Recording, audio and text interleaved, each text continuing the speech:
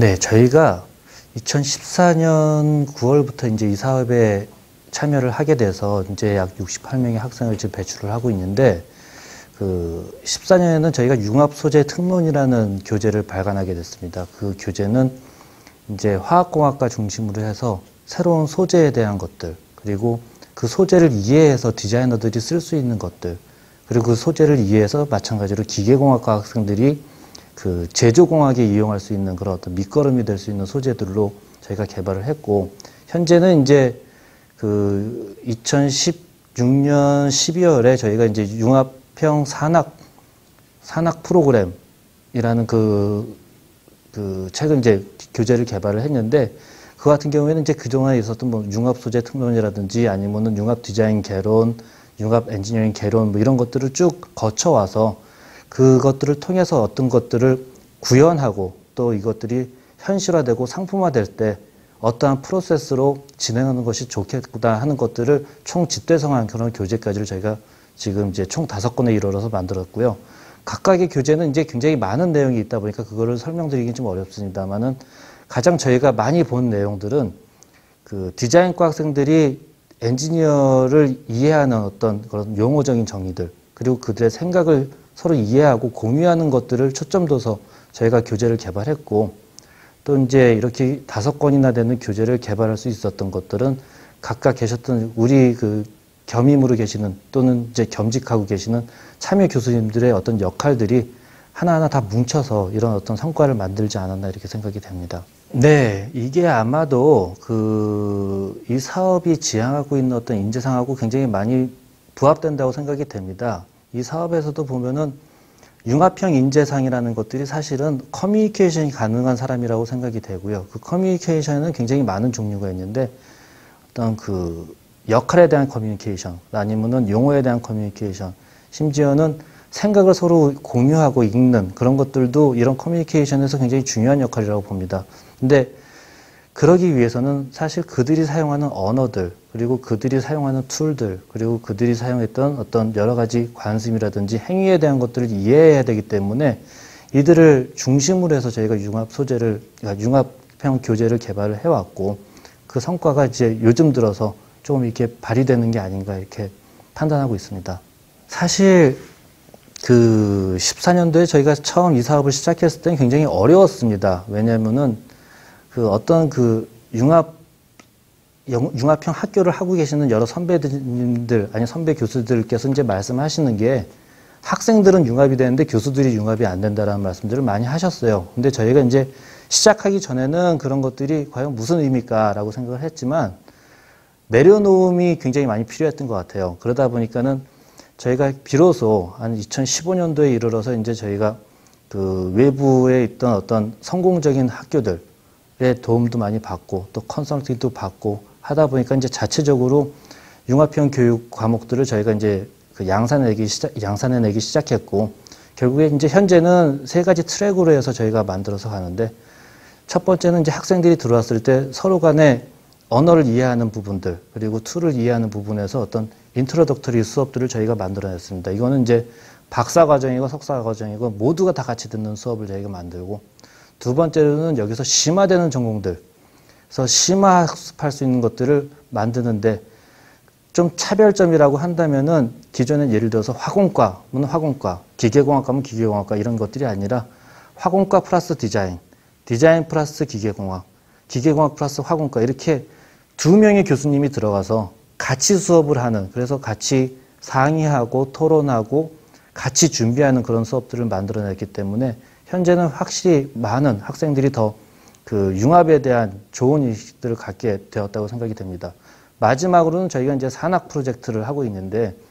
그 매 학기 2과목 정도가 개설이 됩니다. 그 수업 역시 이제 그 교수님, 그리고 기업체 관계자, 그리고 전문가들로 구성된 어떤 그 교육 담당 풀이 들어와서 이런 분들하고 같이 수업을 하다 보니까 좀 더 실무에 가까운 것들을 저희가 산학 수업을 통해서 그 발휘를 하고 있고, 그거에 대한 결과가 뭐 나중에 이제 또 한번 소개해 드릴 기회가 있겠지만은, 그 저희가 했던 어떤 산학 프로젝트의 결과물이 수출형 제품이 돼서 지금 양산돼서 판매가 되는 제품들도 결국 생겨났습니다. 그래서 이러한 것들이 사실 학교에서 굉장히 하기 힘들지만은 이 프로그램을 통해서 만들어지는 굉장히 좋은 성과라고 생각됩니다. 사실 단국대학교는 금년에 이제 특성화 사업이라든지 아니면 링크 플러스 사업을 수주를 하게 됐어요. 하면서 이제 기존에도 이제 융합에 대한 관심이 학교 측에서도 굉장히 많았고, 그러다 보니까는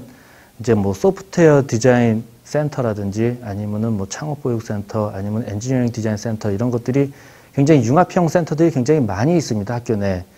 지금 현재는 저희가 이제 저희 학과를 중심으로 해서 이러한 어떤 기존에 있는 센터들, 구축된 센터들하고 같이 협업하는 그런 것들도 굉장히 많이 지금 구상을 하고 있고, 두 번째로는 이제 저희가 사실 이 사업에서는 약간 지원을 받기는 어렵지만은 융합형 인재의 가장 큰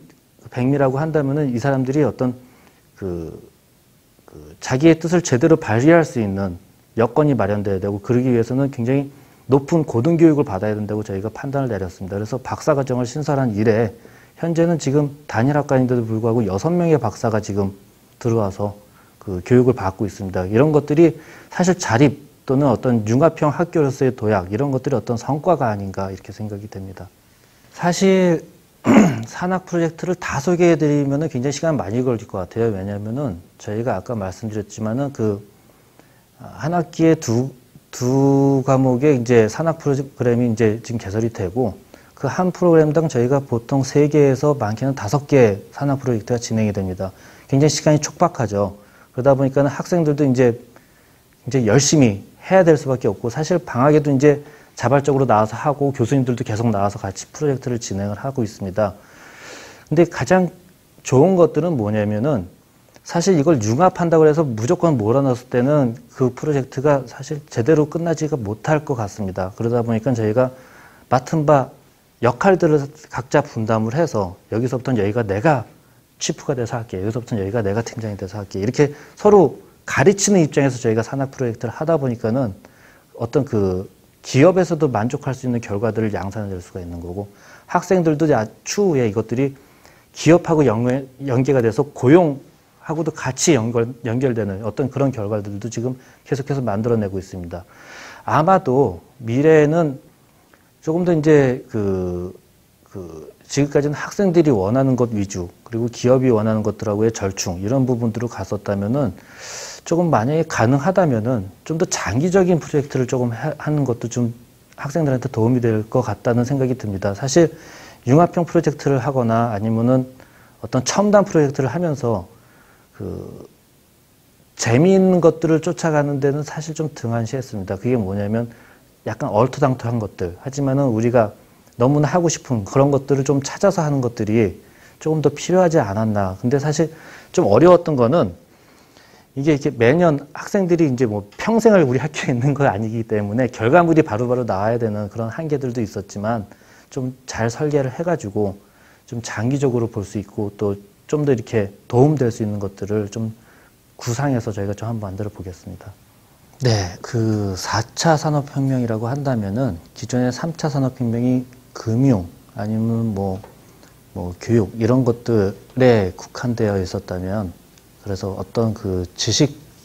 기반의 산업에 국한되어 있었다면 4차 산업이라는 것들은 사실 서비스 지향의 산업들입니다. 그거의 가장 큰 차이는 텐지블한 것, 그러니까 유형의 것에서 인텐지블한 것, 무형의 것이 더 중요한 시대가 돌아온다는 거죠. 그렇게 됐을 때 우리 학교 또는 이제 우리 학과에 있는 학생들 같은 경우에는 사실 지금 4차 산업을 위한 준비를 하고 있다고 저는 생각이 됩니다. 왜냐하면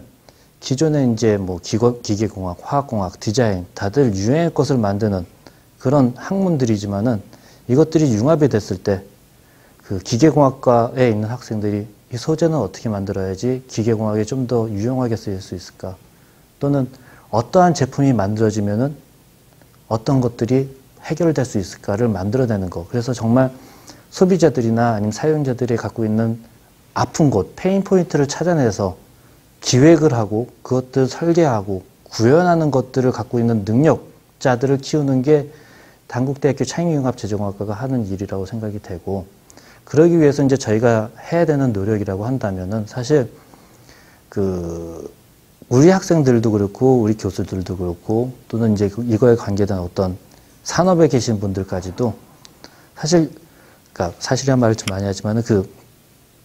안 보이는 것들 서비스에 대한 중요성을 좀 더 인식을 하셔야 된다고 생각이 됩니다. 아직까지는 우리가 4차 산업의 중요성을 많이 부각을 하고 또 아니면 매스컴이라든지 미디어에서 4차 산업 시대가 도래한다고는 하지만은 막상 학생들을 뽑는 곳에서는 4차 산업이 뭔지 잘 모르는 것들이 아직 많이 있습니다. 그래서 실질적으로 4차 산업이 활성화가 되고 또 교육기관이라든지 우리 학생들이 나가서 좀 더 날개를 필 수 있는 그런 장이 마련된다면 그거에 맞춰서 저희도 좀 더 노력을 하게 될 것이고 또한 어떤 유형의 것들하고 무형의 것들이 시너지를 이루어서 만들어질 수 있는 새로운 서비스의 창출 방법 같은 것들을 연구를 해서 저희가 산업에 좀 더 이바지할 수 있는 그런 학생들을 키워낼 수 있지 않을까 이렇게 생각이 됩니다. 그러니까 마지막으로 사실 선진 국가, 미국, 특히 미국의 스탠포드에 있는 디스쿨 같은 데서는 이런 것들에 대한 어떤 중요성을 미리 알았던 것 같아요. 그렇기 때문에 그네들이 만들었던 디자인 싱킹 이런 것들이 지금 우리나라에서 많이 뜨고는 있지만은 사실 산업에서 디자인 싱킹을 제대로 이해하고 그것들이 적용돼서 뭔가로 발현되기까지는 아직까지 시간이 많이 걸리거든요. 그렇기 때문에 4차 산업을 준비하는 건 좋지만은 사실 그 장을 먼저 깔 수 있는 어떤 여건이 그래서 그런 어떤 인프라가 만들어지고 그 다음에 그것들을 따라갈 수 있는 산업들이 만들어지고 그러기 위해서 우리 학생들은 어떤 것들이 미래 나한테 돌아오는 것들 그러니까 4차 산업이 아닌 3.5차 산업이라든지 3.8에 대해서는 뭐가 있을까를 연구할 수 있는 그런 통찰력 있는 학생들을 키우는 게 더 맞지 않나 이렇게 생각하고 있습니다.